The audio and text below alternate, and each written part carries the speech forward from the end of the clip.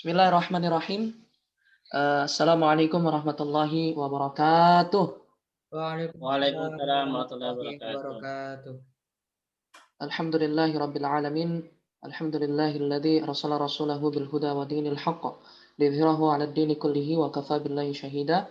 Asyhadu an la ilaha illallah wa asyhadu anna Muhammadan abduhu wa rasuluh wa ala alihi wa ashabihi wa mawala amma ba'du.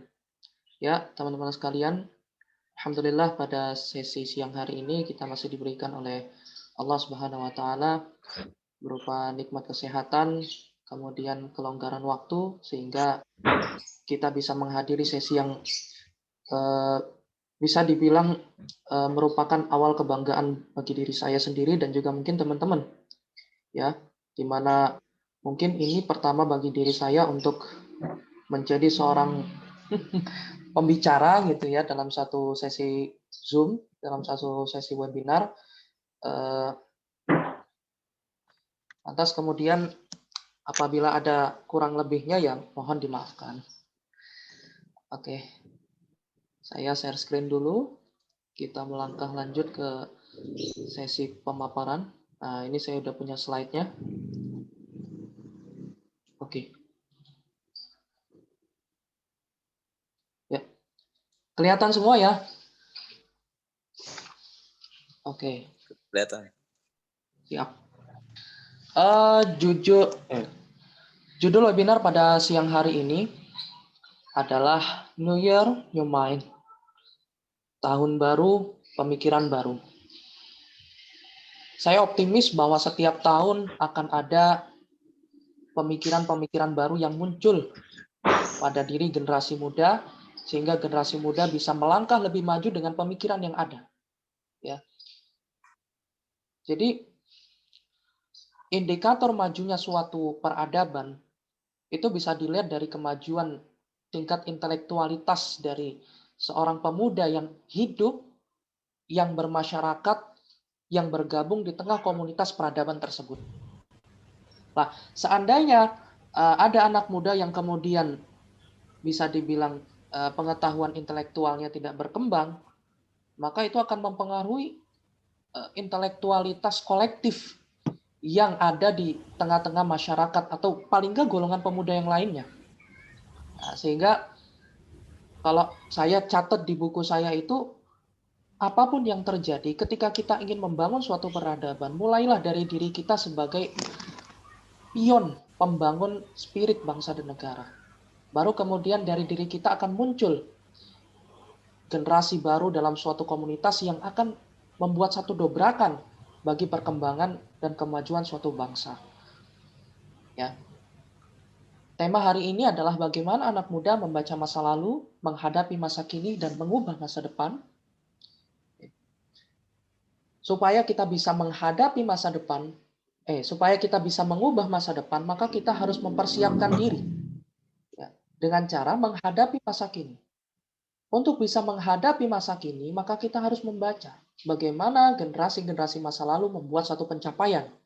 Nah, sehingga ketiga komponen ini sangat-sangat penting sekali untuk kemudian akan menjadi satu implementasi hebat bagi diri kita ya untuk membuat satu kemajuan dan pencapaian bagi diri kita, lingkungan kita, bangsa dan negara. Oke, next. Siapakah anak muda? Nah, kalau ada pertanyaan berarti pasti ada jawaban. Nah, tapi sebelum kita tahu jawabannya, kita harus tahu kunci kasusnya seperti apa. Nah, kunci kasusnya adalah pertama, kita harus mengetahui siapa diri kita. Kita harus tahu, oh kita ini siapa. Lingkungan kita seperti apa. Ya. Passion kita seperti apa. Ya. Kita sukanya apa sih? Nah, dari situlah kemudian kita bisa mengatur diri sesuai kapasitas. Ya. Kalau orang sudah tahu minat bakatnya dan kapasitas yang dia miliki, kemampuan, daya serap otak, fisik, ya kemudian hati yang mereka miliki, itu sudah diketahui, maka dia akan secara otomatis mulai menata sesuai kapasitas yang diberikan. Ya, kemudian digerakkan sesuai plan yang ada. Ya. Jadi setelah kita tahu diri kita, kemudian mengatur kapasitasnya, Dan disitulah kita akan membuat plan-plan yang membuat kemajuan pelan-pelan bagi diri kita. Oke, di sini saya akan menjabarkan sedikit, ya singkat saja mengenai pemuda dan kepemudaan berdasarkan beberapa definisi yang dikeluarkan oleh satu instansi atau kelompok atau seseorang. Yang pertama, ya, kalau menurut Undang-Undang Nomor 40, pemuda adalah warga negara Indonesia yang masuki periode penting pertumbuhan dan perkembangan yang berusia 16-30 tahun. Itu pemuda. Beda dengan kepemudaan. Kalau kepemudaan adalah berbagai hal yang berkaitan dengan potensi, tanggung jawab, hak, karakter, kapasitas, aktualisasi diri, dan cita-cita pemuda. Jadi kepemudaan itu adalah casing yang harus ada dan dimiliki oleh seorang pemuda. Ya, potensi, tanggung jawab, hak, karakter, ini semua harus ada dan diracik dalam diri seorang pemuda yang ideal. Ya, seperti itu. Kemudian, ini menurut WHO. Nah, ini lebih spesifik lagi kalau tadi general. Nah, kalau pemuda menurut WHO adalah individu-individu usia 15-24 tahun. Itu pemuda. Jadi kalau ada dari kita semua yang usianya 15-24 tahun, itu adalah masih dalam kategori pemuda. Nah, kemudian remaja, ya, remaja itu adalah usia 10-19 tahun. Nah, ini adalah turunan dari pemuda. Ya, ada remaja, kemudian ada young people atau anak muda yang usianya 10-24 tahun sebagai kombinasi dari remaja dan pemuda. Ya, kemudian kalau tadi secara periodisasi, kalau ini adalah secara perkembangan diri. Ya. Yang disebut sebagai seorang pemuda adalah generasi baru dalam suatu komunitas masyarakat untuk melakukan perubahan ke arah yang lebih baik. Oke. Kita harus tahu siapa diri kita. Kita harus tahu siapa diri kita. Makanya di sini saya tulis ta'rifu man nahnu. Ya, mengetahui siapakah diri kita. Atau know who are us. Nah, oke. Saya mau dari teman-teman sekalian peserta webinar untuk baca pelan-pelan aja. Ya. Diresapi, dihayati dari bacaan ini. Ayo, saya hitung. 1, 2, 3.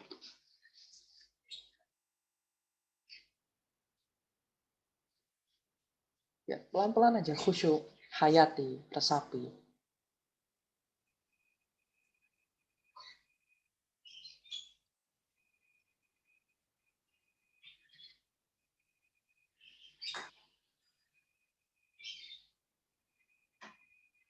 Oke, udah ya, cukup ya.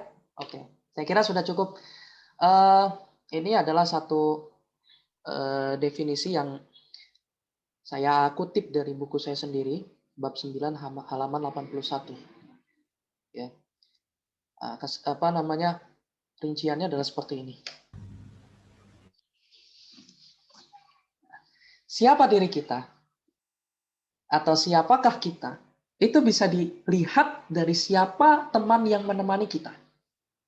Ya, siapa kita terbentuk dari teman yang selalu ada di sisi kita, yang selalu ada di samping kita. Makanya teman yang dimaksud di sini adalah as-sahibul mukhlis. Ya. Teman yang tulus, teman yang ikhlas, teman yang betul-betul menjadikan kita itu sebagai teman gitu.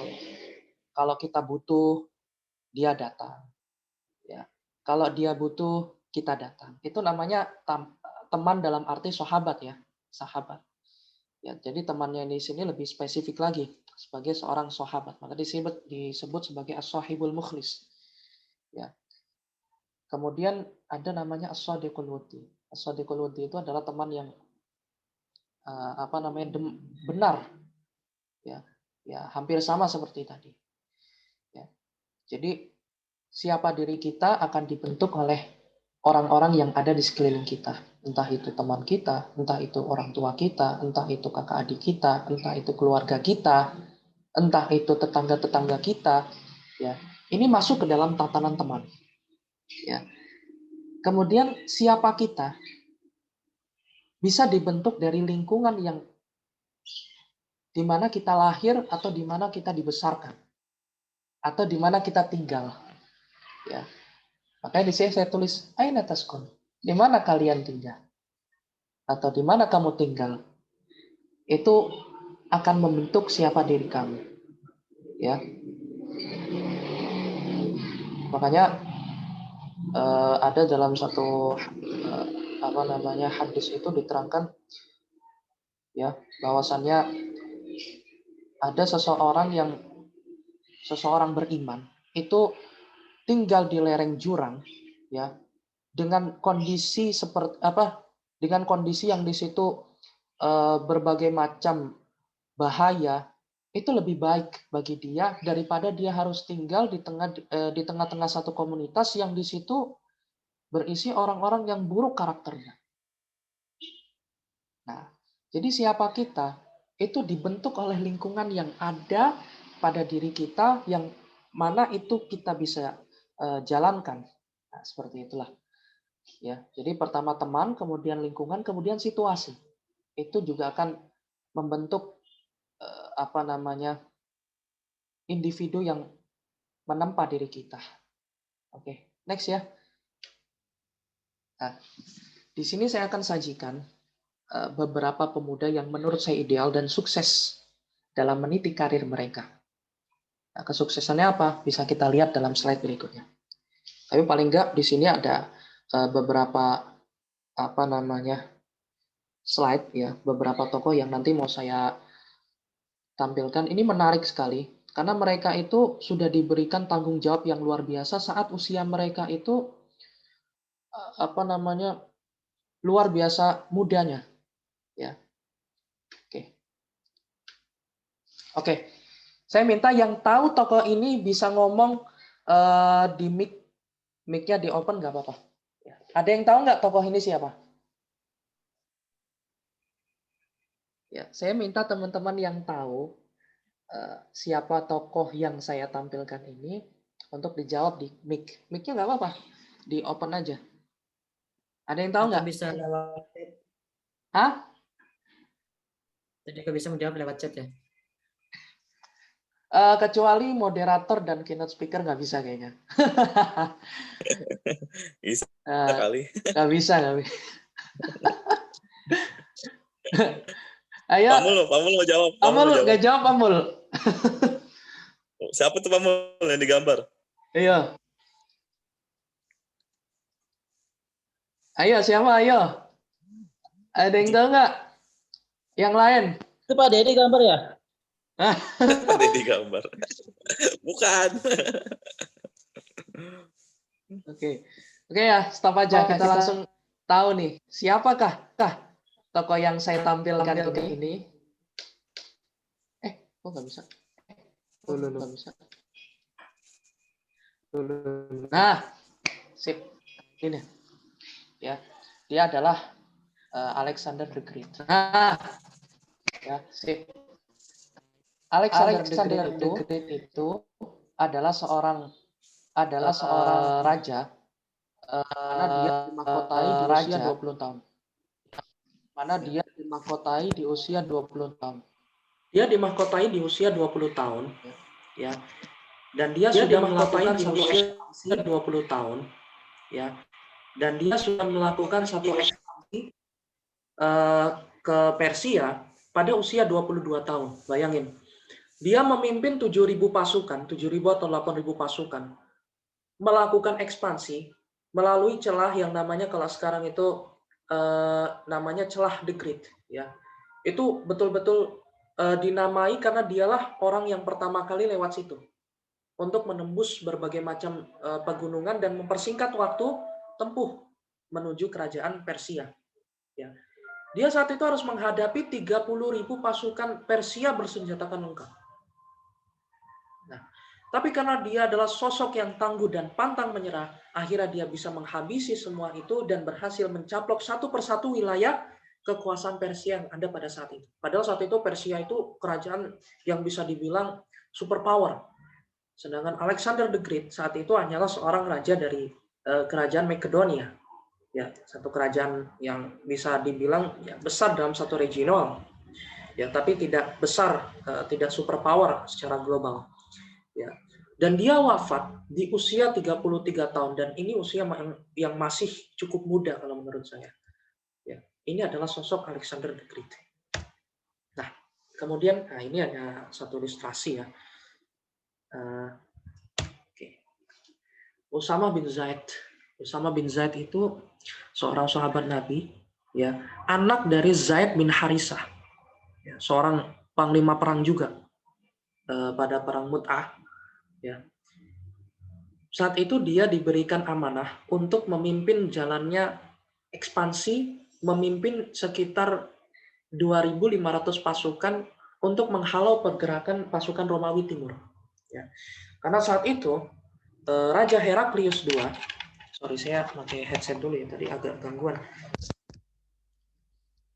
Karena saat itu Raja Kaisar Romawi Heraklius II itu melakukan satu ekspansi, ya, berniat untuk melakukan satu ekspansi menggempur kota Madinah.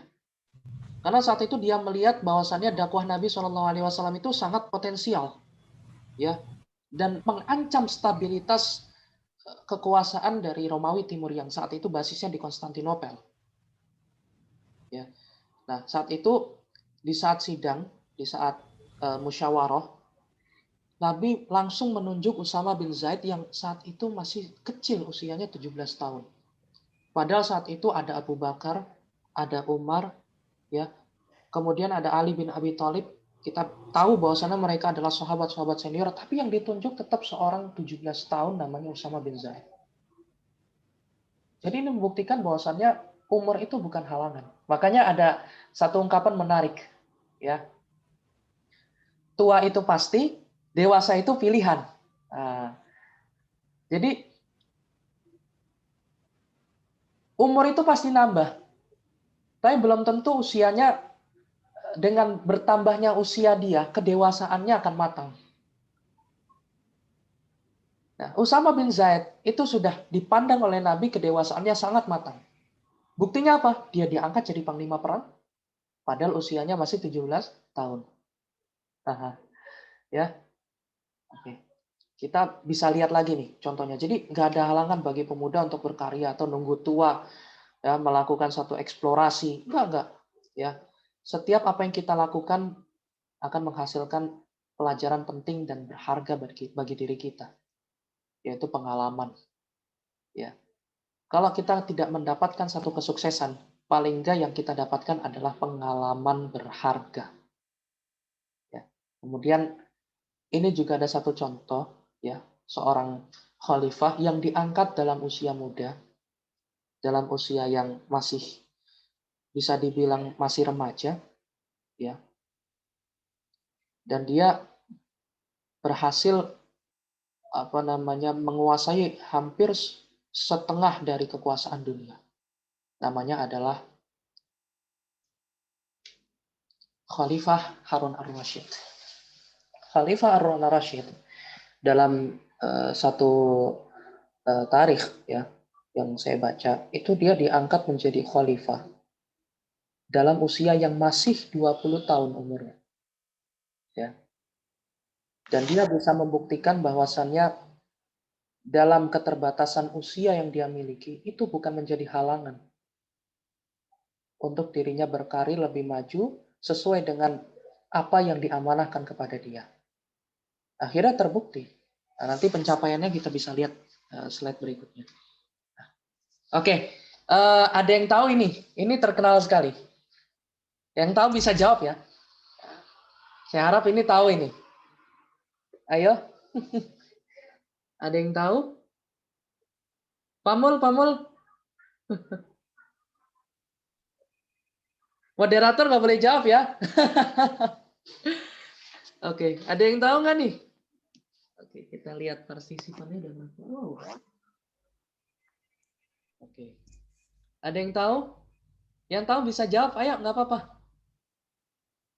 Yang tahu bisa jawab. Oke, ada yang tahu nggak tokoh ini? Oke deh, langsung saja. Ya, nggak bisa. Oke. Nah, ini dia. Atau yang lebih dikenal sebagai Sultan Muhammad Al-Fatih. Ya. Seperti kita tahu, dia diangkat menjadi sultan pada usia 12 tahun. Ya. Kemudian dia diturunkan lagi usia 14 tahun. Kenapa diturunkan? Dia merasa insecure. Dia merasa insecure karena saat itu usianya belum memadai. Ya. Saat dia diangkat menjadi sultan, ya, dunia barat itu mengolok-olok Kesultanan Turki Utsmani. Karena saat itu dipimpin Sultan Murad II, ya, sudah hampir berhasil menjebol pertahanan Konstantinopel, kemudian digantikan oleh seorang bocah usia 12 tahun. Ya. Orang barat itu, raja-raja di barat itu meremehkan semua. Dia bisa apa? 12 tahun? Nah, dan banyak sekali dari raja-raja yang sebelumnya kekuasaannya di bawah Turki Utsmani itu satu persatu melepaskan diri. Ya, karena Mehmed II naik. Karena dia memandang ini belum pantas jadi seorang politikus, jadi seorang negarawan. Ya. Ya, dan betul saja, ya, saat dia diangkat usia 12 tahun itu terjadi satu pemberontakan, ya. Kalau nggak salah di daerah Anatolia Utara, kalau nggak salah itu, ya, itu sampai-sampai Mehmed II itu ngirim surat ke ayahnya, ya, wahai ayahku, ya, kalau engkau adalah rajaku, kalau engkau adalah sultanku, maka kembalilah dan pimpinlah pasukanmu sendiri. Namun jika aku adalah sultanmu, maka aku memerintahkan kamu untuk kembali dan memimpin pasukan atas nama saya. Wah. Ya. Akhirnya betul ayahnya balik dan berhasil meredam pemberontakan. Ya. Ya. Kemudian dia diturunkan usia 14 tahun dan kembali dinaikkan usia 19 tahun. Saat itu dia menjadi olok-olokan dunia barat. Kekuatannya diremehkan, ya. Dianggap masih bocah, dianggap nggak bisa apa-apa. Tapi kemudian satu hal yang menggemparkan terjadi. Ya, sentris kekuasaan dunia yang saat itu beribu kota di Konstantinopel itu berhasil direbut oleh seorang bocah usia 22 tahun. Oleh seorang pemuda usia 22 tahun. Bayangin. Ibu kota dunia berhasil dikuasai dan penguasanya itu adalah seorang pemuda usia 22 tahun. Padahal saat itu kekuasaan Romawi Timur itu setara dengan kekuasaan Amerika Serikat. Ya. Tapi berhasil dijebol. Ya.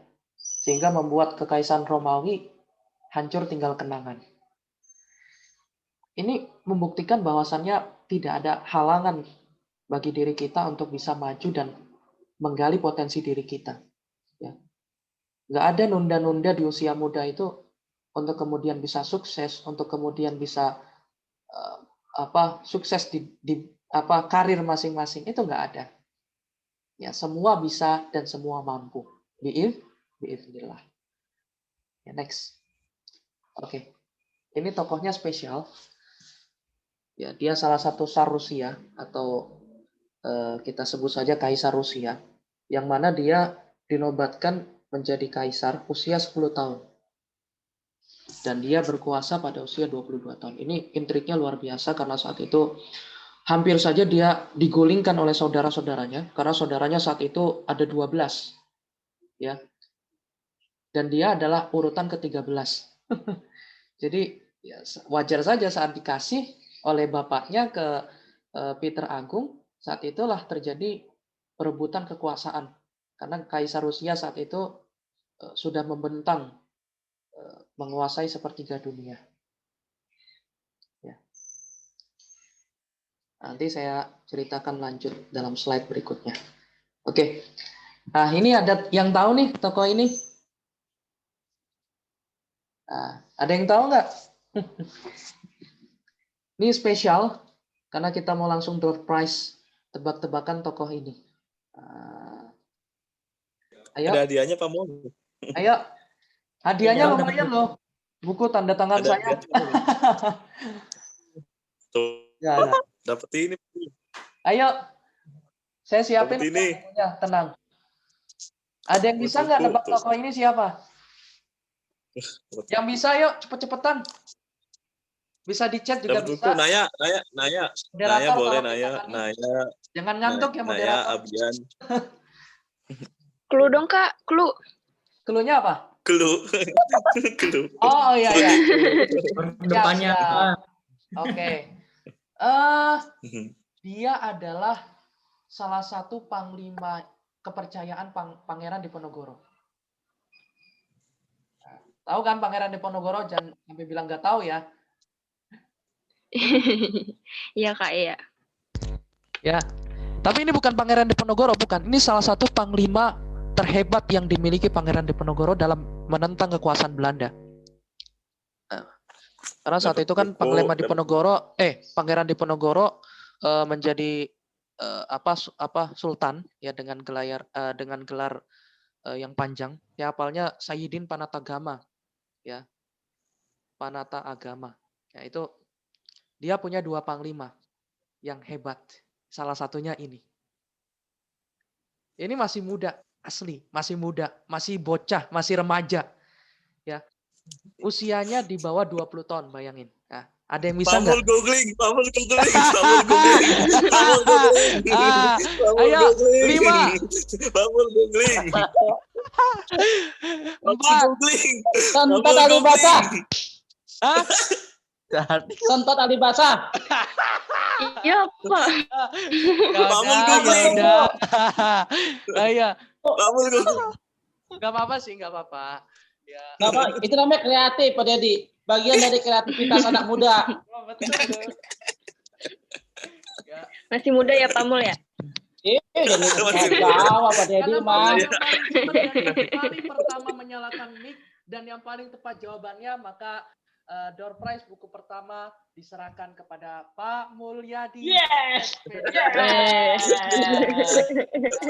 Googling. Anak muda itu harus kreatif, anak muda itu. Jangan jadi pasif, harus aktif. Oke. Oke. Ya, tapi tadi nggak lengkap. Ya. Nggak lengkap. Tadi nggak lengkap. Ya, ada nama kepanjangannya. Sentot Alibasha itu gelarnya. Alibasha itu kalau di dia apa? Kalau di Turki itu panglima. Apa sih namanya? Kalau di bawah jenderal, Suaranya kurang jelas. kalau di bawah jenderal namanya apa itu? Ya panglima ya. Panglima. Di bawah Legend apa legend apa letkol? Ya legend ya. Ya. kombes. Kombes. Komisaris besar. Komisaris besar apa imam besar, Pak? Ya beda lagi. Apa PP? Udah ada, Pak. Ya, jadi ya Sentot Alibasha Abdul Mustafa Prawiryo Diryo ya. Dia menjadi panglima perang ya dalam pasukan Diponegoro dalam usia 17 tahun. Bayangin, Sar Azhar usia 17 tahun, hal pertama yang dilakukan Azhar pasti bikin KTP. Bener nggak? Iya, baru kemarin ke Pak RT. Ngapain Zar PT? Bikin SIM. Tapi dia nggak bikin KTP, yakin. Ya, dia langsung menerima tawaran Pangeran Diponegoro untuk menjadi salah satu panglima kepercayaannya untuk memimpin 7.000 pasukan Panglima Diponegoro. Ya. Yang saat itu untuk melawan sebenarnya sih bukan Belandanya secara langsung ya. Kalau secara langsung itu melawan kekuasaan Surakarta. Ya. Karena saat itu kan Demang. Siapa? Patih kerajaan kerajaan di Surakarta ya, namanya Patih Danrojo II. Ya, Patih Danrojo II ini masang patok di makamnya Buyut Diponegoro sehingga Diponegoro marah dan akhirnya menyiapkan pasukan. Ya. Oke, ya itu singkatnya seperti itu. Nah, ini buah kehebatan mereka. Buah kehebatan. Suara saya jelas nggak? Jelas kalau dipegang, kalau dipegang. Ya, Ya. kalau dipegang. Oke, saya pegang aja. Dipegang. Saya pegang Jelas, aja. jelas MS orangnya. Eh, eh, eh, ya agak dengung sih, Pak. Ya agak dengung sih, Pak. Jangan didengungin, di Disangkut ini aja diizharin. Ntar. Kalau pakai ini enggak ya, insya Allah. Oke. Ntar. Apa ya? Didengung. Nah, ini buah kehebatan mereka. Apakah mereka gagal atau sukses? Ya mereka sukses. Apa kesuksesan mereka? Kesuksesan mereka adalah ini. Ya. Saat itu Alexander the Great itu berhasil menguasai hampir setengah kekuasaan dunia. Hampir setengah kekuasaan dunia. Ya, kekuasaannya itu membentang. Kalau bisa kita zoom di sini, kita zoom ya. Ini kekuasaannya dari ujung Samarkand sampai ke ujung Maroko, bayangin. Bahkan sampai di sini Eropa. Eropa itu semua dalam kekuasaan Alexander the Great. Nah, sampai di India juga. Nah, kenapa Arabia belum? Nah, karena Arabia saat itu ya masih budaya padang pasir, nomaden, ya. Jadi ya bisa dibilang primitif lah, sehingga belum menjadi sentris perhatian si Alexander the Great ini. Selain itu kan karena kekuasaannya padang pasir kan, kontur wilayahnya padang pasir. Oke, next. Nah, Usama bin Zaid ini ternyata ampuh kekuasaannya berhasil menahan invasi pasukan Romawi yang saat itu hampir menguasai kota Madinah dan dihalau melalui ekspedisi yang saat itu dilakukan Usama bin Zaid. Nah, tapi ekspedisi tersebut yang semula direncanakan sampai Syam, perbatasan Syam, itu hanya sampai di Yordania saja. Bentar. Enggak juga sih. Sebentar. Ini kalau kita baca, Yordania itu sudah lewat Syam ya. Jadi sebenarnya dia sudah melewati wilayah Syam, tapi belum sampai ke Syamnya. Ya, karena ketika sampai di daerah Mu'an, ya dia dikirimi kabar bahwasannya Nabi Shallallahu Alaihi Wasallam itu wafat. Nabi Shallallahu Alaihi Wasallam itu wafat. Halo, suara saya kedengeran kan? Tes. Kedengeran? Oh, oke. Next ya. Nah, Tir, dipercepat, Tir. oke. Ini Pelan-pelan saja. Nah, ini kemudian kekuasaan Harun ar-Rasyid, ya hampir menguasai setengah dunia juga. Tapi bedanya kalau Alexander Agung itu di zaman Yunani kuno, ya. Kalau Harun ar-Rasyid itu zaman keemasan Islam, abad ke-7, abad ke-8. Itu mulai dari Afrika Utara sampai Asia Tengah dalam genggaman kekhalifahan Bani Abbas. Ya, kemudian puncak kejayaan militer dan intelektual. Karena saat itu dialah perintis pembangunan perpustakaan, salah satu perpustakaan terbesar di dunia, namanya Perpustakaan Baitul Hikmah.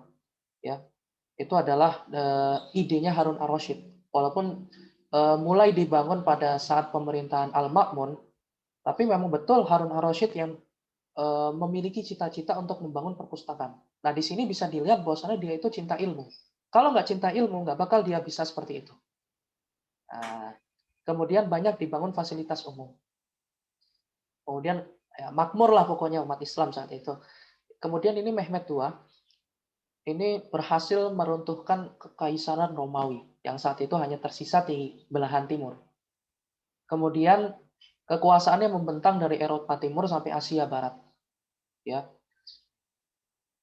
Nah, ini kemudian Peter Agung. Peter Agung itu puncak kejayaan intelektual di Rusia itu adalah diprakarsai oleh beliau. Ya, reformasi dan modernisasi Rusia saat itu tidak akan bisa berlangsung tanpa ada buah pikir dari seorang Peter Agung. Ya. Kalau bisa kita lihat kondisi abad 17 di Eropa dengan kondisi abad 17 di Rusia sangat-sangat tertinggal. Ya. Di abad yang sama Isaac Newton berhasil menemukan teorema gravitasi. Nah, sedangkan di Rusia sendiri intelektual hampir bisa dipastikan tidak dihargai. Perbudakan masih terjadi di mana-mana. Ya. Orang yang dihargai di sini adalah orang-orang yang memiliki kedudukan dan pangkat yang tinggi, bukan orang-orang yang memiliki ilmu yang tinggi. Makanya saat itu ya di usianya yang masih 25 tahun dia melakukan ekspedisi selama setahun, ya, melakukan perjalanan membawa sekitar 250 orang untuk belajar ke Eropa. Ya, padahal dia seorang raja. Ya, dia seorang raja dan bayangkan dia bekerja menjadi salah satu awak kapal VOC. Ya, dalam salah satu bagian teknisi mesin. Di situ dia belajar ya dengan menggunakan identitas samaran tentunya ya. Kita nggak bisa terlalu memvulgarkan diri beliau sebagai seorang raja kan, karena saat itu kan raja sangat dihormati, nggak mungkin kerja di kalangan kapal, makanya saat itu dia buat identitas rahasia. Dia pelajari semua aspek perkembangan intelektual yang ada di Eropa, ya, mulai dari kerja di galangan kapal, kemudian kerja menjadi salah satu pegawai kantor, ya, hingga dia berhasil masuk dalam satu sesi rapat di legislatif kerajaan Inggris. Bayangin, dari anak buah galakan kapal sampai dia naik jabatan menjadi salah seorang legislator di legislatif Inggris.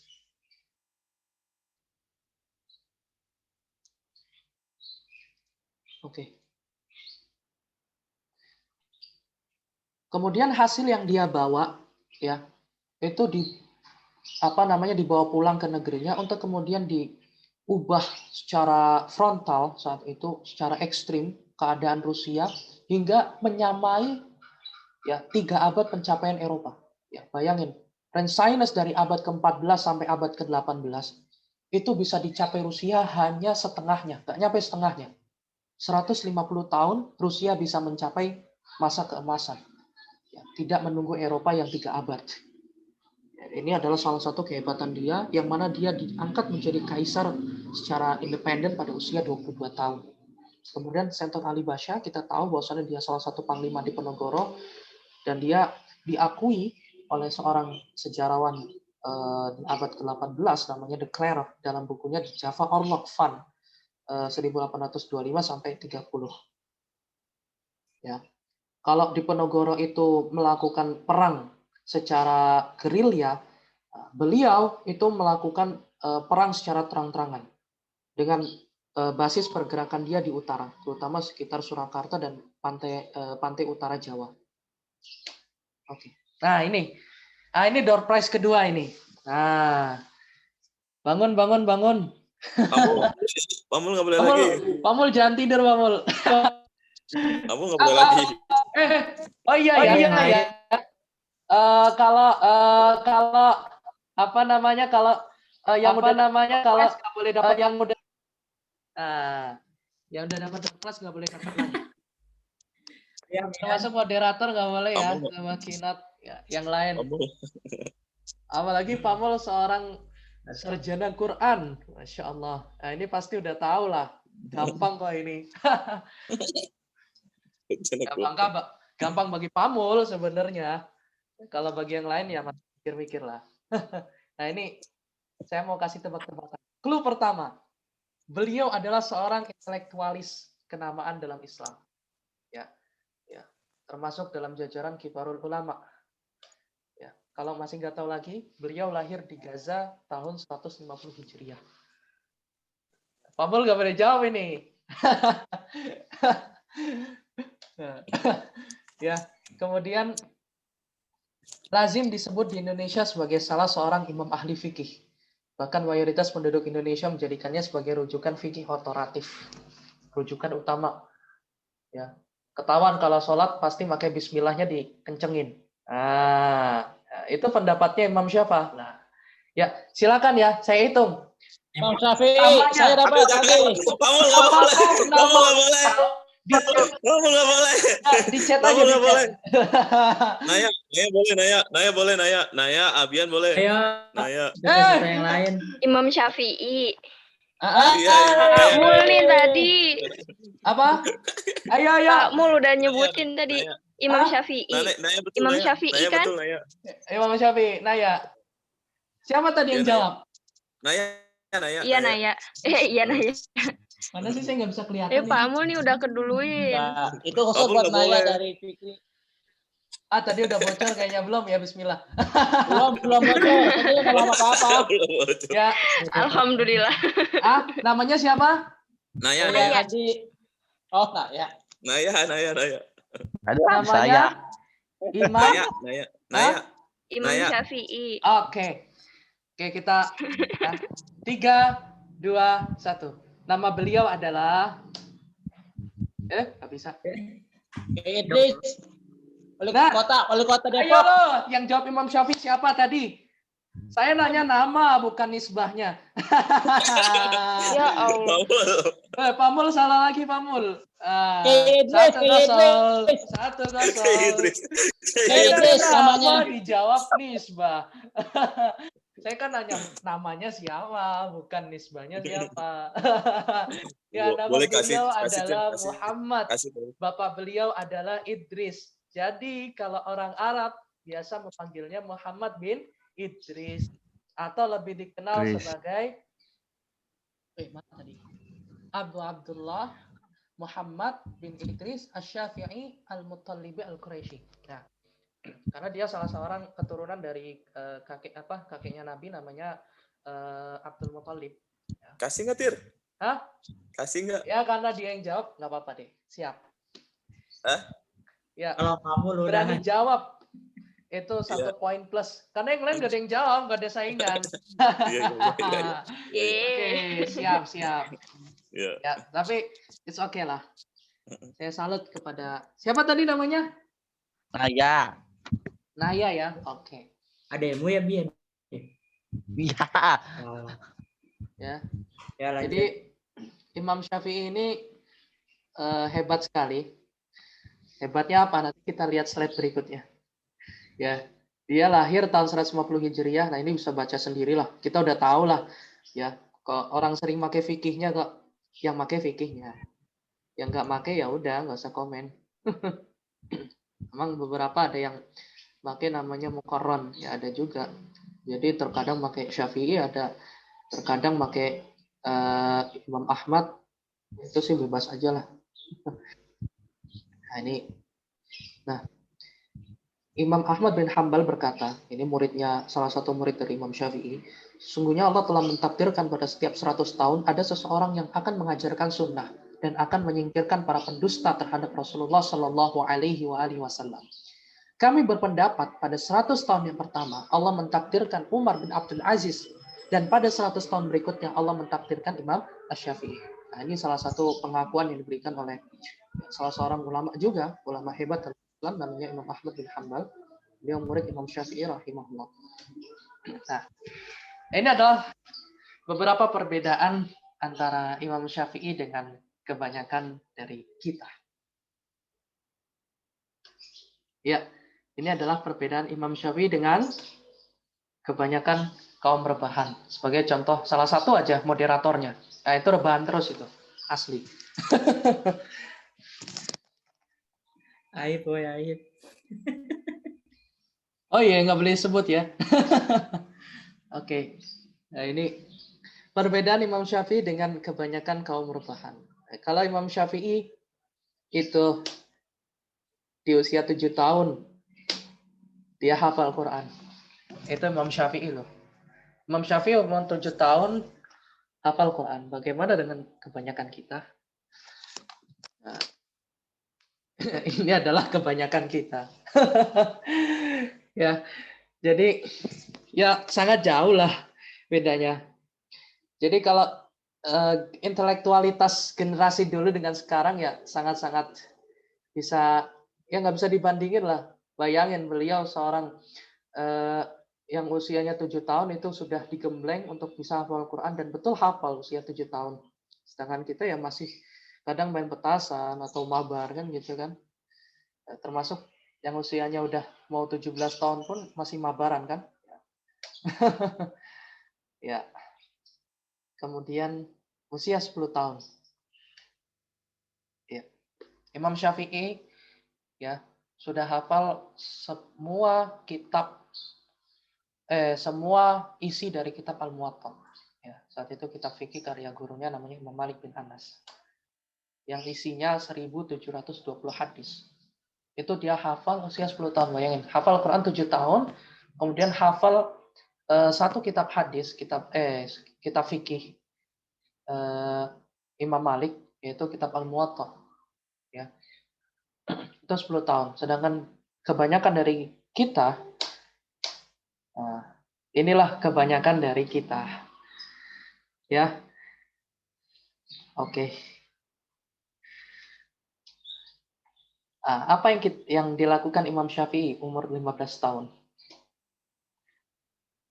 Dia sudah diizinkan menjadi memberikan fatwa di Madinah oleh salah seorang gurunya. Usia 15 tahun. Padahal standarnya seorang mufti itu ketika usianya 30-40 tahun ke atas. Tapi dia 15 tahun sudah diangkat menjadi mufti. Artinya dia sudah diberikan mandat untuk memberikan fatwa kepada umat Islam yang ada pada saat itu. Ya, lebih utama di Madinah sebenarnya.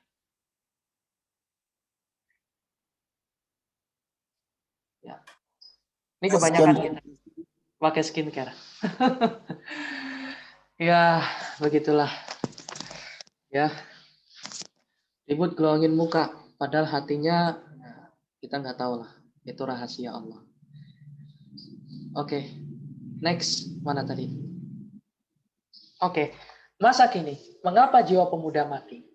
Karena problematika yang ada saat ini diakibatkan oleh 3 hal yang diringkas menjadi menjauh, mendekat, dan netral atau pasif. Yang pertama menjauh. Ya, kebanyakan generasi muda sekarang itu tidak memiliki kualitas intelektual yang baik karena dia memiliki sifat yang sekularistik. Ya, menjadi seorang yang sekuler secara tidak sadar. Ya. Sholat nggak sholat, yang penting happy. Ini kan nggak benar sebenarnya. Ya, karena sholat itu adalah kewajiban bagi kita semua, tapi hal inilah yang justru menjadi satu beban yang berat sekali rasanya ketika dikerjakan oleh kebanyakan generasi muda. Ya, sholat misalnya, atau ngaji. Ya, kita lebih betah 1 jam duduk di kursi gaming daripada 5 menit duduk di lantai masjid. Ya, saya tanya ke moderatornya, itu fakta apa hoax? Gimana ya? Hoax itu, hoax. Masa? Merasa Kalau 5 menit doang masih saya juga bisa. Oh, 5 menit bisa ya. Kalau sejam, 2 jam, nah itu. Ya, belum sampai sini. Oh, hoax ya. Alhamdulillah, masih ada hoax ya. Berarti masih terjaga akidahnya. Alhamdulillah. Ya, itu sekularistik. Yang kedua, dari moral, etika secara umum. Itu generasi muda sudah jauh sekali.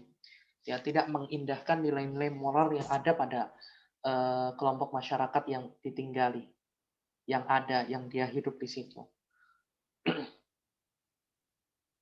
Kemudian menjauh dari hal-hal yang bermanfaat. Ya, apa susahnya ya sehari meluangkan waktunya untuk menghafalkan Quran? Ya nggak usah banyak-banyak, 1 lembar aja sehari. Itu kamu 300 hari udah hafal Quran. Ya, itu yang sanggup. Yang nggak sanggup gimana? Ya paling nggak luangkan waktunya 3 ayat deh. 5 menit bisa nggak 3 ayat dihafal? Atau paling nggak setengah jam untuk menghafalkan 3 ayat. Itu nggak banyak dilakukan generasi muda. Lebih condong kepada hal-hal yang bersifat instan, yang bersifat menimbulkan satu kesenangan yang sementara. Ya, coba kita main game terus-terusan. Kemudian di ujung hari, apa yang kita rasakan? Sumpek.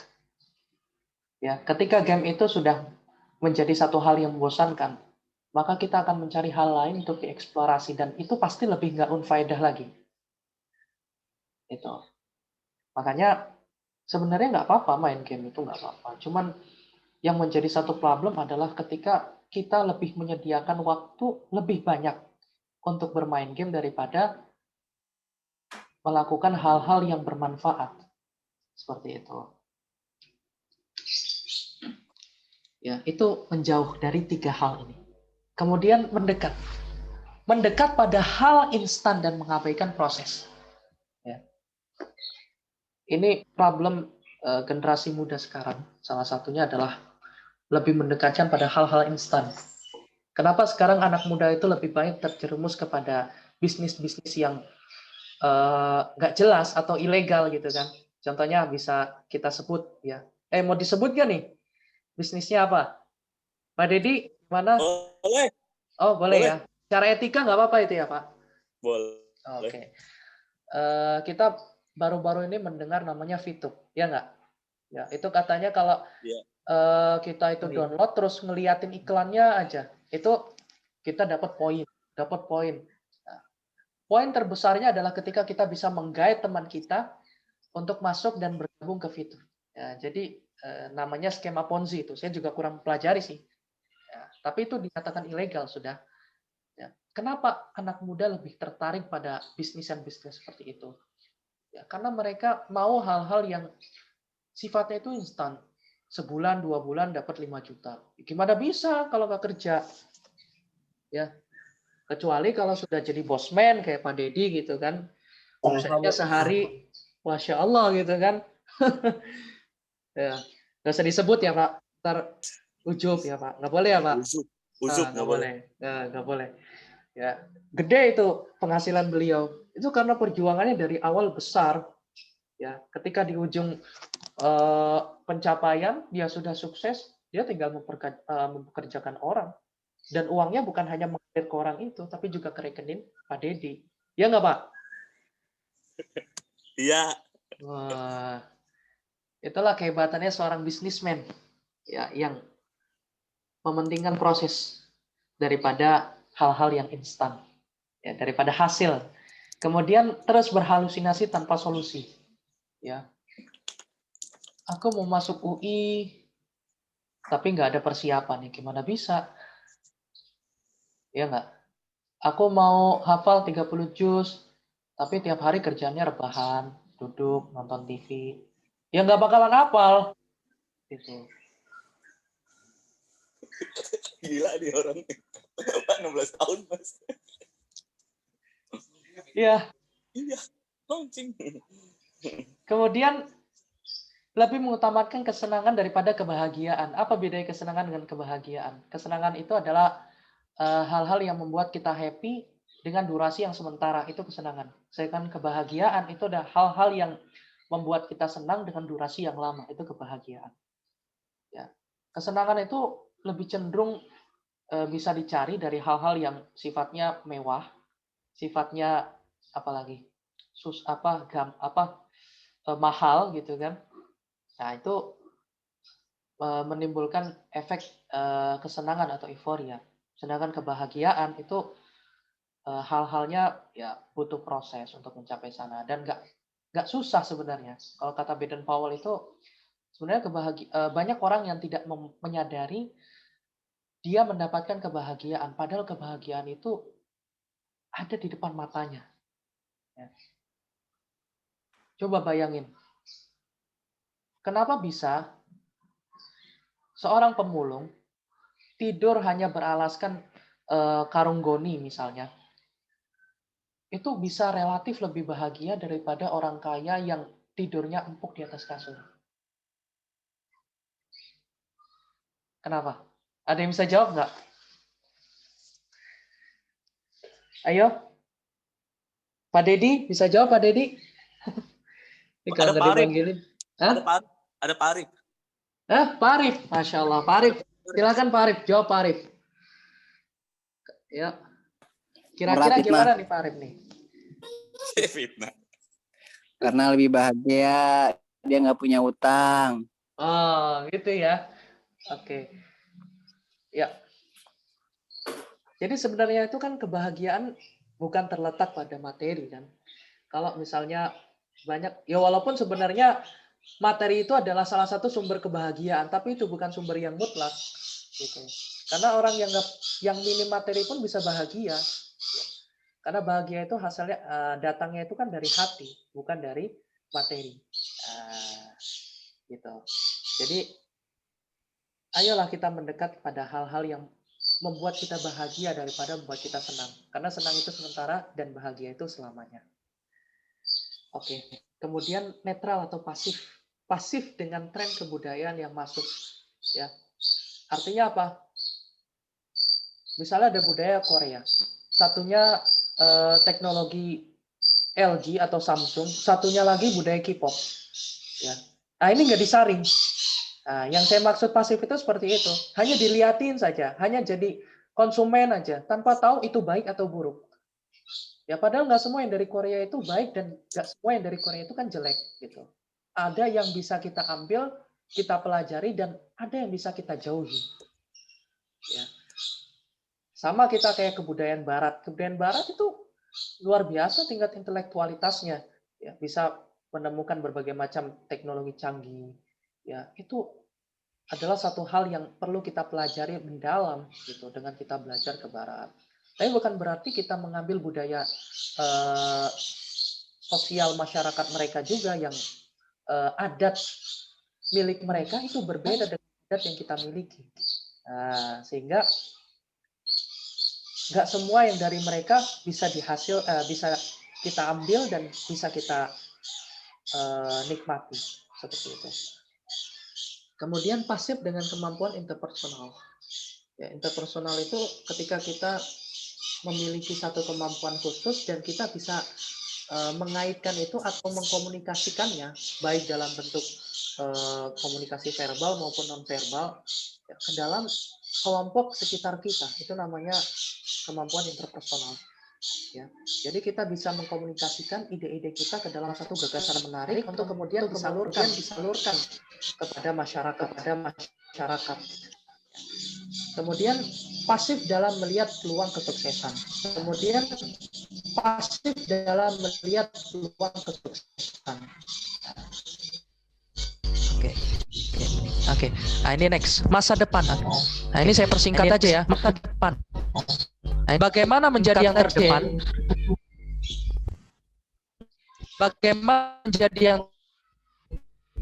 Halo? Suara saya jelas? Halo Pak Dedi? Jelas ya? Oke. Masa depan, bagaimana menjadi yang terdepan? Kita harus punya unstable lagi connect-nya, nggak apa-apa. Unstable lagi connect-nya, nggak apa-apa. Yang pertama yang harus kita miliki adalah kita harus menjadi pribadi yang fungsional. Fungsional itu adalah walaupun kita nggak mungkin menjadi serba bisa, tapi kita harus berusaha untuk menjadi serba bisa. Itu namanya fungsional. Ya, sebaik mungkin ilmu yang ada di sekitar, baik mungkin ilmu walaupun mungkin nggak berhubungan dengan passion kita. Itu walaupun kita serap. Mungkin karena pasti ada manfaatnya dengan passion kita. Itu harus kita serap. Ya, misalnya ilmu apa? Karena pasti ada manfaatnya. Misalnya. Aduh, sorry nih. Aduh, saya kok agak mic-nya gangguan. Halo? Gangguan. Halo? Bisa ya, Pak? Bisa dengar. Agak lama nggak, Pak? Suaranya lambat nggak? Nggak kedengeran. Lambat nggak suara saya? Nah, ini baru jelas. Oke. Lambat nggak suara saya? Enggak udah. Oke. Nggak apa-apa, dimatiin aja deh.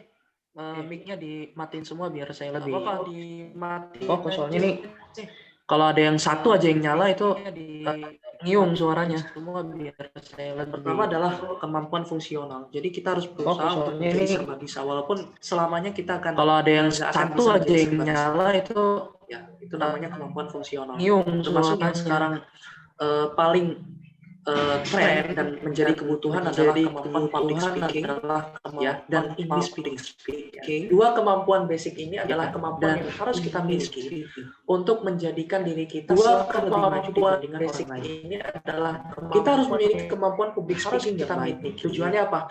Kita punya ide, tapi kita akan buruk di dalam mengkomunikasikan ide kita. Akhirnya orang salah paham. Ya. Makanya kita harus memiliki kemampuan kemudian English speaking. Di era globalisasi yang sangat pesat seperti ini, tidak bisa kita pungkiri bahwasannya bahasa Inggris itu menjadi salah satu alat atau transportasi kita mencapai satu tujuan intelektual yang menakjubkan, yang selangkah lebih baik. Gitu. Ya. Itu nggak bisa lagi kita tawar. Bahasa Inggris itu harus kita miliki. Makanya kan ada kabar bahwa bahasa Inggris pelajarannya mau dihapus. Karena bukan berarti bahasa Inggris itu nggak penting, bukan berarti bahasa Inggris itu nggak atau unfaedah, nggak ada faedahnya. Karena bahasa Inggris itu adalah cemilan kita sehari-hari, sehingga kita nggak perlu lagi belajar hanya di sekolah. Ya, kita harus menerapkan apa yang dipelajari di sekolah ya ke dalam lingkungan kita masing-masing. Nah, itu English speaking-nya. Ya. Kemudian plan ability. Plan ability itu adalah kemampuan untuk merancang dan membangun satu entitas. Ya. Itu harus kita miliki sebagai seorang masa depan, seorang pemuda yang ideal. Ya.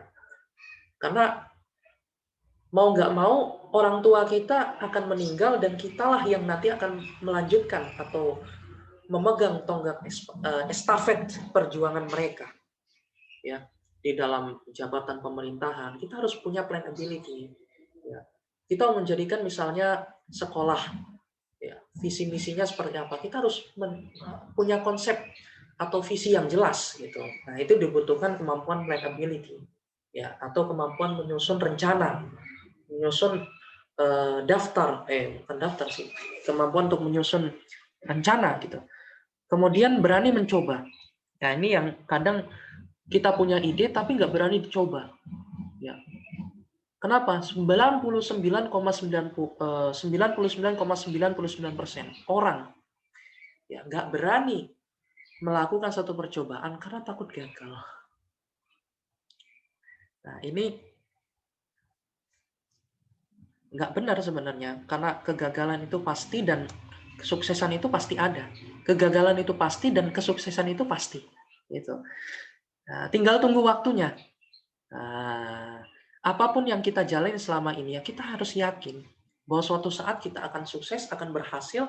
Ya, itu namanya satu optimisme yang luar biasa. Itu harus kita miliki. Kemudian kreatif, inovatif. Ya. Makanya sekarang yang diangkat jadi menteri pariwisata itu Pak Sandi, karena diharapkan ide dan gagasan kreatifnya itu dibawa ke jajaran kabinet yang ada di bawahnya, ya, jajaran instansi yang ada di bawahnya, sehingga lebih kreatif lagi. Karena kan untuk iklan pemasaran itu membutuhkan kreativitas yang mumpuni, sehingga iklan itu atau brosur-brosur atau ya iklan pariwisata gitu ya, itu bisa tersampaikan dengan baik ke orang-orang baik yang domestik maupun mancanegara. Itu salah satu contoh aja. Bagaimana dengan yang lain? Nah, itu dibutuhkan juga sikap kreatif dan inovatif. Ya, memiliki jiwa kemandirian dan kewirausahaan. Memiliki jiwa kemandirian dan kewirausahaan. Ya, jadi jangan mengandalkan ijazah.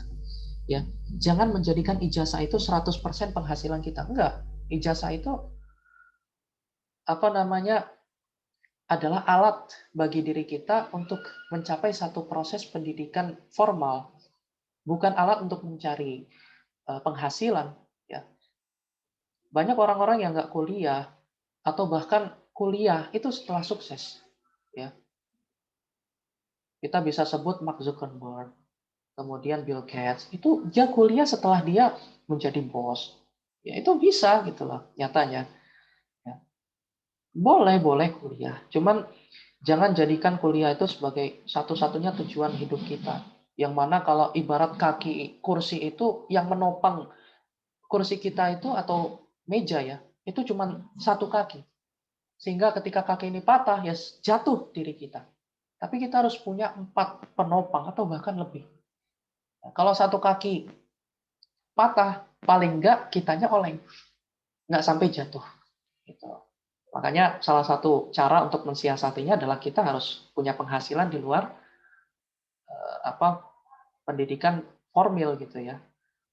Seperti ijazah yang nanti buat kerja itu nggak begitu prioritas. Kemudian memiliki kemampuan untuk melakukan sesuatu di luar kelaziman. Orang-orang hebat itu pasti berpikir dan merencanakan sesuatu di luar apa yang orang lain pikirkan. Ya. Tirto Utomo, pendiri Aqua, ya, awalnya itu dia magang ke Thailand, kemudian melihat di Indonesia, nggak ada satupun orang yang menjual air bersih sebagai salah satu komoditi yang diperdagangkan. Ya, Aqua. Aqua itu belum ada. Sejenis air mineral dalam kemasan ini belum ada. Ketika itu diluncurkan, di launching oleh beliau, Tirto Utomo, itu orang-orang heran. Air gratis, ngapain harus beli? Tapi 20 tahun, 30 tahun berjalan, kita sadar toh? Ya. Banyak sekali perusahaan-perusahaan yang menawarkan jasa air kemasan. Nah, jadi kita harus membuat satu gebrakan di luar kelaziman yang ada di lingkungan kita. Itu yang membuat diri kita sebagai seorang pemuda yang akan menentukan jalannya masa depan. Nah, jadi gebrakan-gebrakan seperti ini harus kita bangun mulai dari sekarang untuk bisa merencanakan masa depan seperti apa yang kita impikan. Oke, kemudian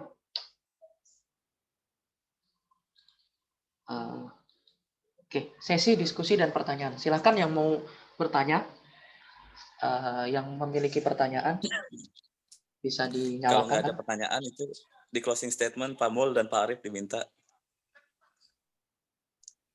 Ayo, Pak silakan. Arif sambut. Masukannya Pak Arif dan Pak Mul.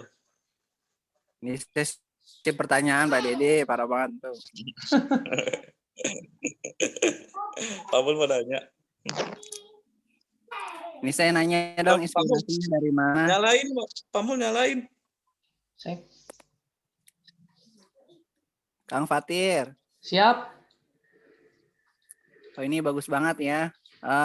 Boleh tanya nggak ini kamu dapat inspirasi sumber tulisannya dari mana gitu? Sumber inspirasi sih, ya tentang apa? Maksudnya tentang apa, Pak? Bagian mana? Kontennya, konten. Oh, konten ini. Konten ini ya pikir-mikir sendiri karena memang basic study saya adalah sejarah ya di sejarahnya gitu.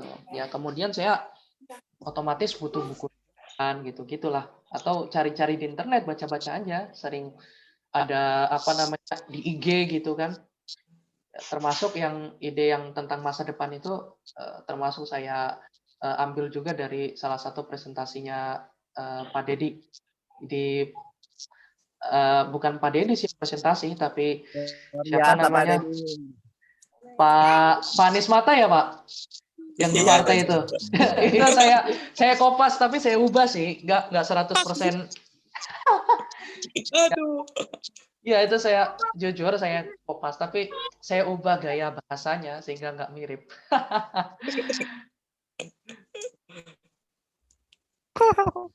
Ya kan memang biasanya penulis itu ada yang menginspirasinya begitu ya. Entah kejadian personal begitu ya atau bahkan pengalaman pribadi gitu. Kayak Pak Dedi gitu nulis pengalaman pribadi jadi buku bisa tuh ya. Jatuh bangun usaha madu. Boleh, Arif. Cari madu yang asli gitu misalnya. Boleh, Arif. Aduh, asli lagi. Atau Pak Mulyadi jualan jamu saset. Siapa gitu. Apa Pak Anies Mata supaya narasinya mirip beliau atau siapa gitu ada. Iya, dari siapa aja sih, Pak? Saya nggak musingin itulah. Orang tiap hari Arif. kita gimana, Pak? Saya- Iya, dari siapa? Saya aja bertanya. sih, Pak. Ya, silakan Pak Mun. Saya nggak Ya. musingin itulah. Tadi keren lah. Ini saya bisa. Kok suara saya mandi ya? Oh, berarti iya emang. Karena kan ada beberapa yang dinyalain mic-nya. Kecuali kalau Ngelek dimatiin. begitu. Berarti, Ya. Jadi eh, saya tadi iya, emang. pertama Karena kan ada beberapa yang keren, dinyalain sukses mic-nya. untuk Fatir Fikro Lalu dan di- moderatornya. Ini sponsornya satu orang satu madu begitu ya.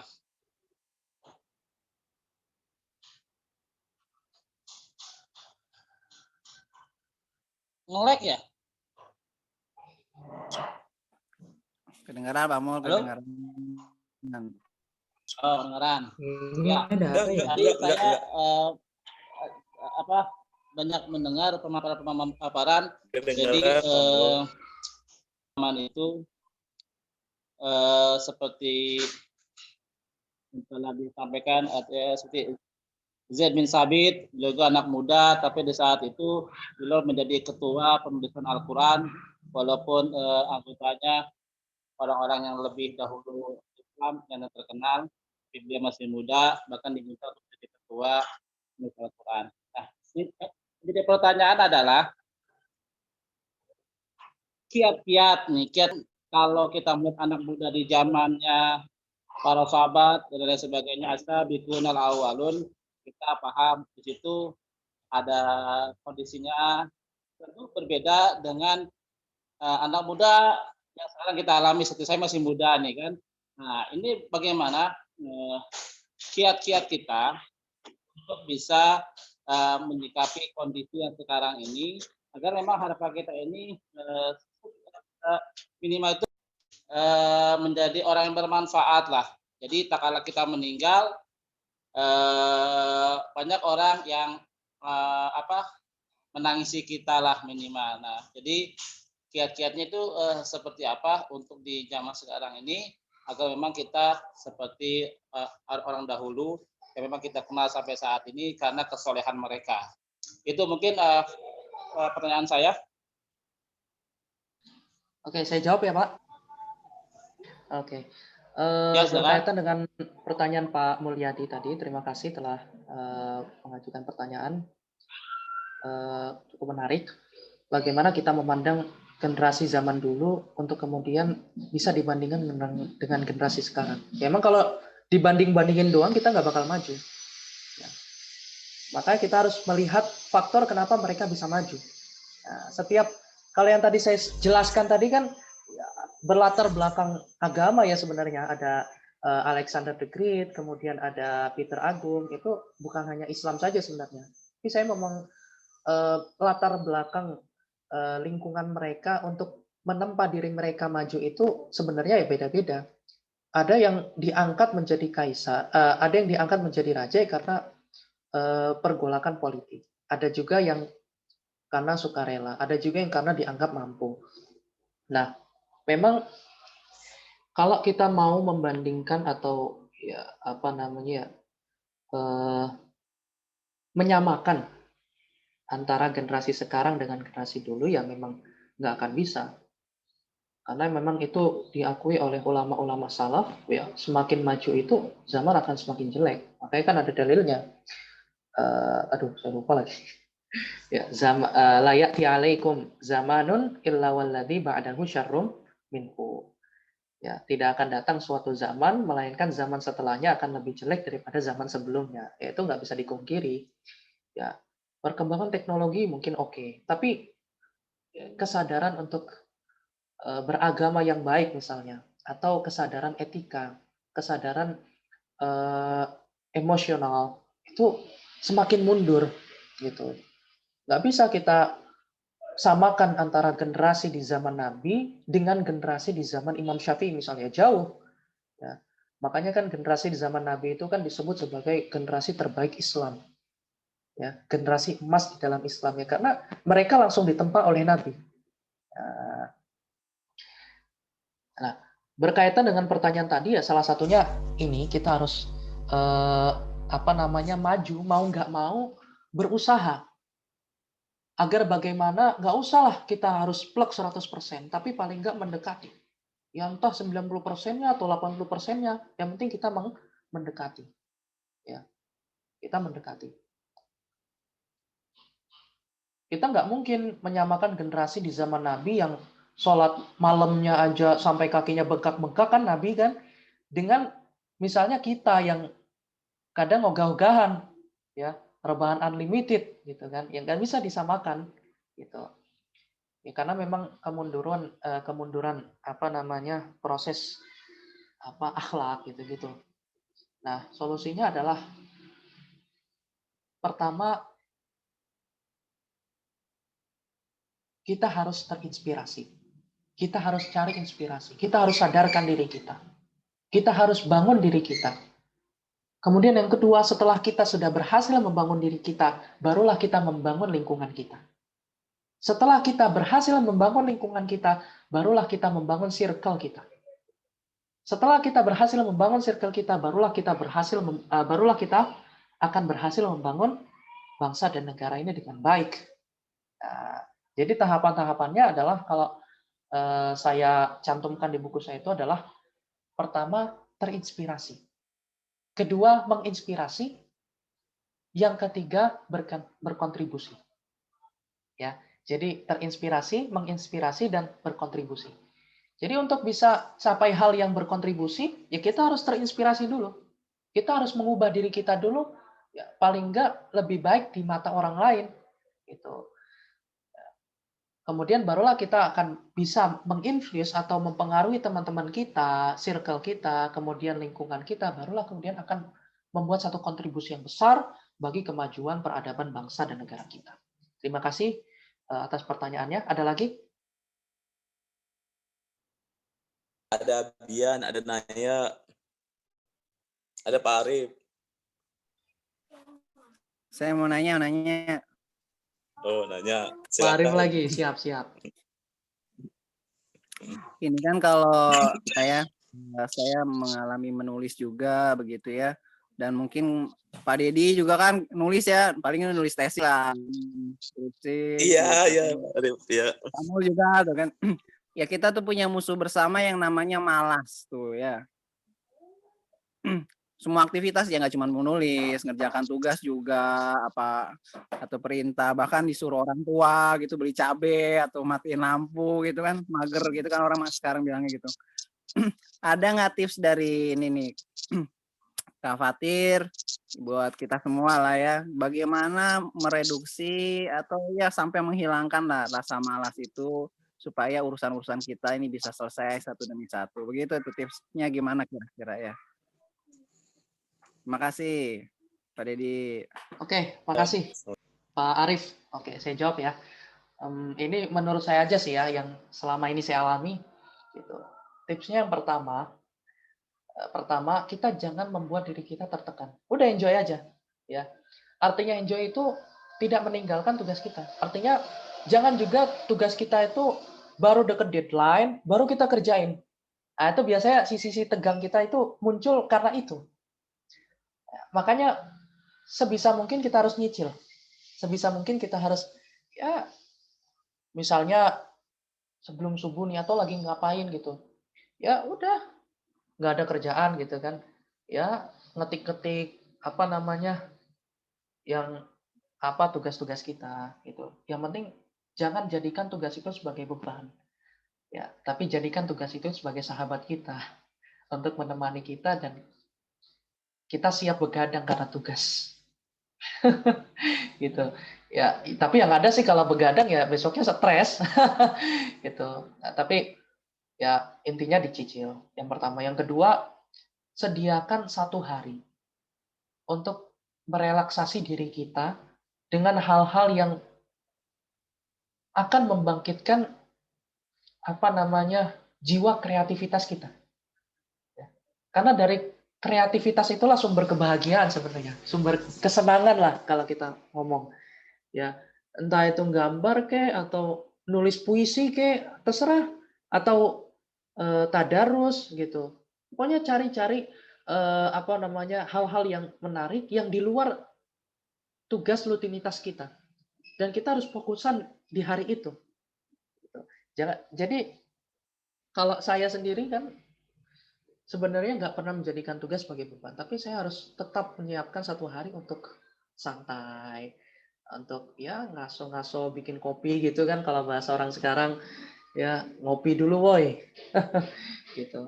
Ya itu yang kedua. Yang ketiga adalah jangan paksa diri kita untuk mencapai sesuatu yang belum berhasil kita capai. Gagal sekali ya nggak apa-apa. Justru kalau kita paksa, gagal iya, ya kemudian memupuskan harapan diri kita juga iya, gitu. Jadi gagal sekali 2 kali nggak apa-apa, malas sekali 2 kali nggak apa-apa. Tapi jangan seminggu 2 minggu, itu namanya nggak kerja, nggak berkembang, gitu. Jadi harus jadikan diri kita selalu diiringi dengan nilai-nilai positif, ya. Selain itu jangan paksakan diri kita menerima nilai-nilai tersebut secara frontal. Ya, artinya ya udah relax aja. Ya mungkin hari ini kita nggak mau misalnya ya baca Quran, ya udah ya santai aja. Tapi besoknya ya jangan kendor lagi baca Qurannya. Mungkin sehari kita butuh istirahat. Oke. Sehari mungkin kita nggak selesai tugas kita, tapi besok you harus kerjakan dan harus you selesaikan karena itu tanggungan you. Gitu aja sih Pak. Sorry ya Pak, bahasa saya kurang tertata. Kita harus tetap punya komitmen begitu ya, walaupun kita lagi turun lah bahasanya begitu ya. Jadi walaupun ada rutinitas, ada me time-nya juga berarti ya? Ya, quality time-nya juga harus wajib itu. Tapi harus bermanfaat ya tadi itu ya, menggambar, Betul. menulis, bikin puisi kan bagus gitu. Karena saya nulis buku ini memanfaatkan situasi kegabutan saya, Pak.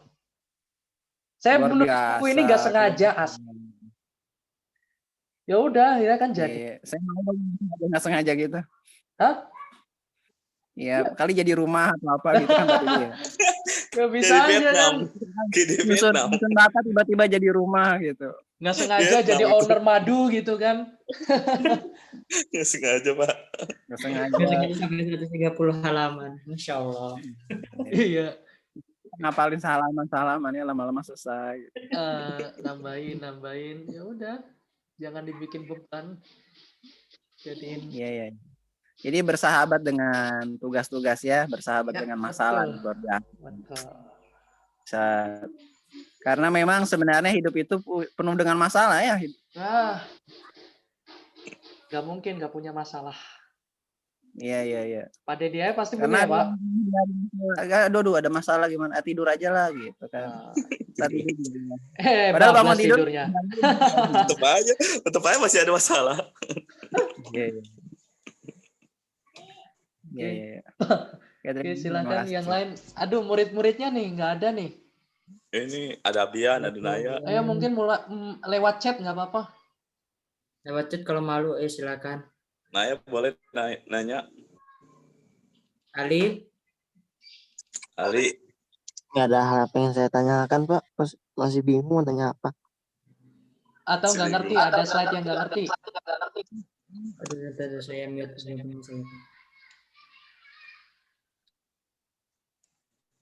Naya mau nanya. Oh, Naya mau nanya tuh. Kak Fatir, nulis buku ini butuh berapa lama? Oh, oke. Beneran? Oke. Jadi sebenarnya yang lama dari nulis buku ini bukan nulis bukunya, bukan nganterin ke percetakannya, bukan nungguin ke percetakannya sampai selesai, sampai terbit, Tapi yang lama itu cari genrenya. Ya, cari inspirasi sebenarnya gampang. Yang lama itu cari genrenya. Gue mau nulis apa ya? Ya, sebenarnya saya lama gitu. Itu bertahun-tahun Pak. Dulu dari SMP sebenarnya saya mau nulis buku karena memang saya didorong. Kamu harus nulis buku karena kamu senang baca. Ya, orang senang baca, gandengannya senang nulis. Gitu. Saya baik dorong seperti itu, akhirnya ya saya mau nulis buku, tapi buku apa ya? Buku sejarah, ntar ubanan duluan. Gitu. Jadi terkadang ya hal-hal seperti itu nggak boleh kita abaikan. Ada inspirasi ya langsung kita tulis gitu. Ya, kemudian sampailah kita pada satu sesi di mana saat itu saya sedang boring, sedang gabut, nggak ngapa-ngapain, ya udah. Dan saya tertantang untuk membuat satu karya yang akan diterbitkan di akhir tahun, walaupun akhirnya nggak jadi terbit di akhir tahun, ya agak maju di awal tahun, akhir bulan juga lagi. Ya, seperti itu. Itu dari nulisnya itu 2 minggu. Nulis 10 atau 11 bab gitu. Yaitu belum termasuk sama prolog sama epilognya itu 11 bab. Itu 2 minggu. Setelah itu ada sesi layout atau saya pemilihan kata. Itu sekitar sebulanan lah.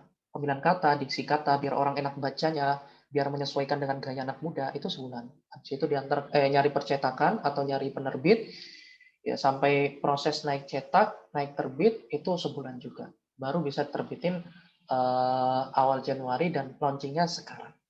Gitu. Oke, terima kasih ke Naya. Yang lain, silahkan. Ali? Naya lagi.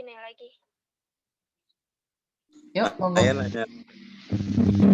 Kan tadi kata Kak Fatir, milih genrenya lama. Nah, yang bikin Kak Fatir tiba-tiba mau milih genre yang kayak gini, tiba-tiba judulnya Anak Muda Jiwa Muda tuh apa, Kak? Terinspirasi dari keadaan anak muda sekarang kah? Atau dari pengalaman Kak Fatir sendiri kah? Itu dari mana, Kak? Ya itu lagi-lagi karena inspirasi yang tiba-tiba muncul gitu. Jadi pengen nulis anak muda aja, ya udah nulis anak muda dan bener jadi buku. Jadi ya nggak pernah nyangka juga nulis buku genrenya anak muda gitu. Karena memang saya itu terpanggil gitu loh. Saya itu melihat kondisi generasi muda sekarang yang kualitasnya seperti ini. Saya harus menginspirasi mereka. Tapi caranya gimana? Ya saya harus terinspirasi dulu.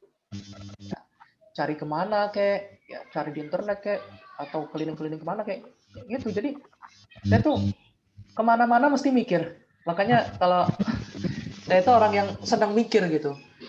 Bahkan saya itu memikirkan apa yang orang lain pikirkan, atau bahkan apa yang orang lain mau pikirkan, itu saya masih mikirin lagi. Gitu, karena disitulah tiba-tiba inspirasi muncul gitu, langsung saya tangkap, oh ya, wah ini bagus juga nih, oh ini mantep nih mau ditulis gitu. Jadi ya hal-hal seperti itu yang sebenarnya ya, inspirasi yang nggak terduga gitu. Ya bismillah juga tentunya. Ya semuanya nggak akan berhasil kalau Allah nggak menghendaki. Gitu. Terima kasih. Ayo ada yang lain? Jawabannya keren.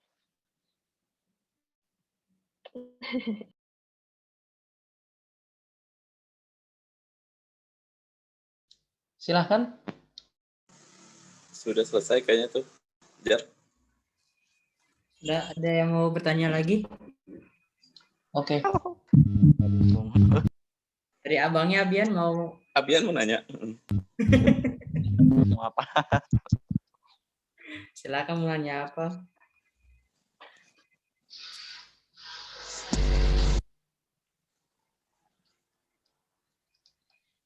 Kalau cukup, mari kita akhiri acara ini. Semoga Sebentar. kenapa? Sebentar. Ya. Sebentar. Ya. Ini kan berarti udah sesi diskusinya udah selesai. Iya. Berarti kita tinggal door prize madunya nih yang belum nih. Itu. Siap ya 3 botol ya, Pak? Udah. Tadi Kan Pak Arif nanya tuh, Pak Arif dapat, Naya dapat, sama Pak Mul dapat, Oh. udah. Pak Mul dapat. Kamu double dong. Masya Allah. Alhamdulillah. Wah, Pak Arif rezeki dapat. Bapak soleh ya Pak, bukan anak soleh. Saya ingin menyampaikan yang terakhir nih, Ya, menambahkan. Pak Mul penutup. Ya, tadi saya mendengar pemaparannya Fatir luar biasa ya. Saya respect lah anak muda seperti Fatir begitu ya. Saya menambah, jadi memang yang tadi disampaikan tokoh-tokoh Islam Muslim itu harus menjadi inspirasi kita. Kayak Imam Syafi'i dan lain sebagainya itu, ulama dan lain sebagainya itu harus menjadi inspirasi anak muda. Khususnya saya yang masih muda begitu. Bisa aja, Pak. Merasa muda ya Pak?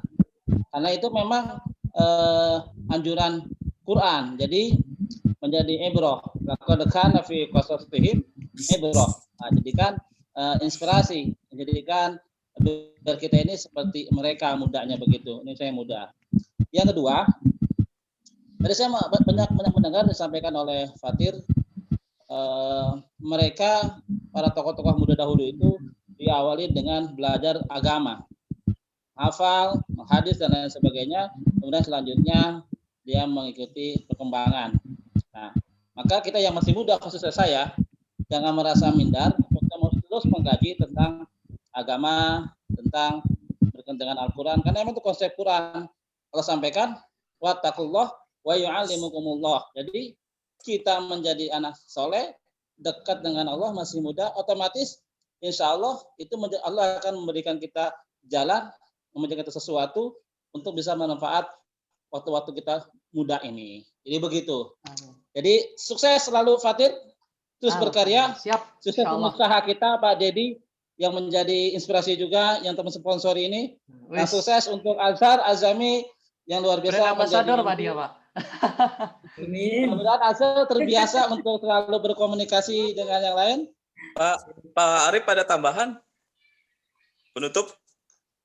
Pak Dedi? Pak Arif? Pak Dedi jangan nyuruh orang mulu Pak. Pak Dedi silakan. Pak Arif, penutup. Ini saya appreciate sekali ya untuk kegiatannya sama seperti Pak Mul. Dan ini seingat saya pertama kalinya SOU mengadakan launching buku siswa yang dilakukan seperti ini begitu. Ini direkam Pak Arif, nanti muncul di YouTube. Siap. Wah, luar biasa.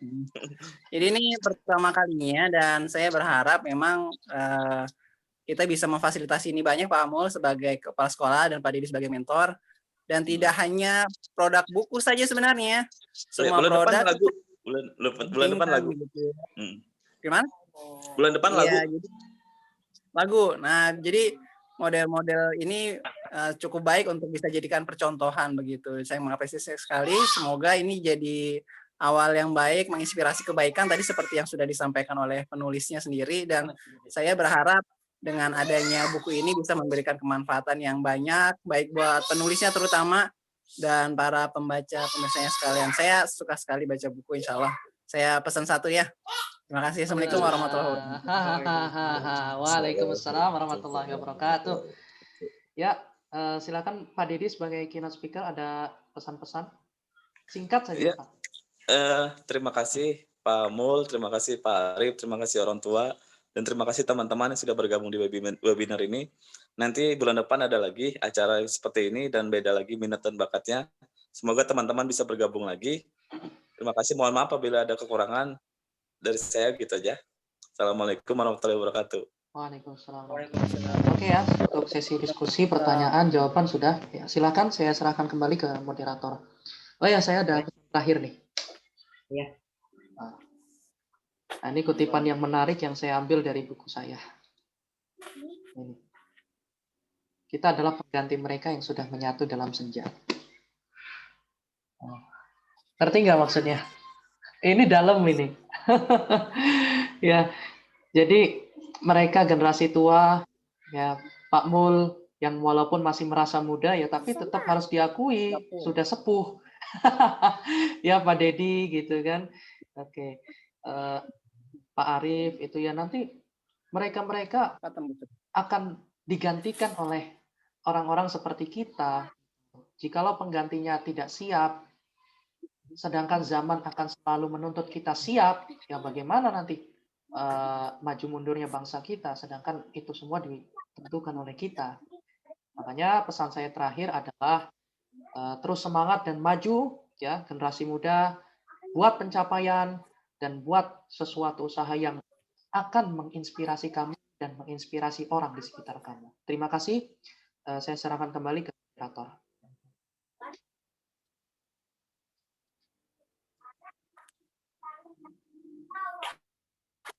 Terima kasih.